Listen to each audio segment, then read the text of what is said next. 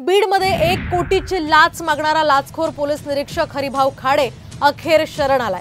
तर एका पतसंस्था प्रकरणामध्ये सहकार्य करण्यासाठी आर्थिक गुन्हे शाखेचा पोलीस निरीक्षक हरिभाऊ खाडे यानं 1 कोटी रुपयांची लाच मागितली होती।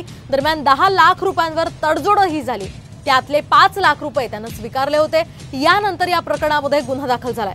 तेव्हापासून हरिभाऊ खाडे हा फरार होता आणि त्याच्या घराची झडती सुद्धा घेतली असता 1 कोटी रुपये रोख, 5.5 किलो चांदी, 90 तोळ सोनं या प्रकरणामध्ये हे सापडलेले। तर बारामती, इंदापूर, परळी, बीड इथल्या व्यापारी, गाळे आणि फ्लॅटची कागदपत्र यामध्ये जप्त करण्यात आली होती।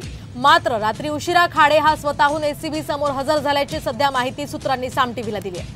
आपण पाहू शकतो या दृश्यांच्या माध्यमातून किती मोठं घबाड त्याच्या घरातून या ठिकाणी जप्त करण्यात आलेलं आहे। तब्बल 90 तोळ सोनं यासह 1 कोटींची रोकड त्याच्या घरून जप्त करण्यात आली आणि तो स्वतः आता पोलिसांसमोर हजर झालेला आहे।